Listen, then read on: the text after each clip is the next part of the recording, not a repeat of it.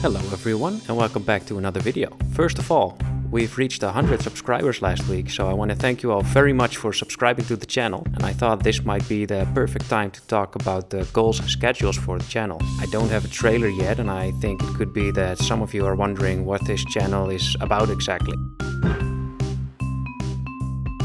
A year ago I set a goal for myself. After having released a couple of Headwizard games on Kongregate, I was convinced that people liked the concept, so now I want to focus on a desktop game. This is to give the player a better experience than the one I could create on a browser game. After deciding that the next game would be aimed at desktop, I immediately saw a problem.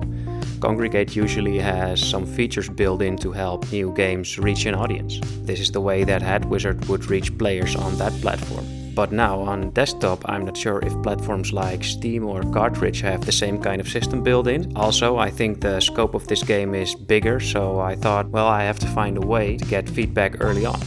This is when I decided I wanted to make a YouTube channel to reach an audience that might be interested in the game I'm developing, and hopefully I will receive feedback in an early stage. Without too much of a plan, I started posting devlog videos and soundtracks. The first goal I had with this was reaching 100 subscribers. Now that we've reached that goal, I'm setting a new goal. I now want to reach 1,000 subscribers. The way I want to do that is by streamlining the branding in my video and improving the schedule. I'm still working out the schedule, but right now my plan is to post a video every week. And these videos will be either a devlog, a soundtrack, a tutorial or a story about my game development. This way I want to share what it's like to develop a game and release it. I hope this gives you a clear view of what to expect from this channel. Next week I will post devlog number 6, where I talk about the new environments and tweaks to the graphics. And I hope to see you there. For now, thanks for watching.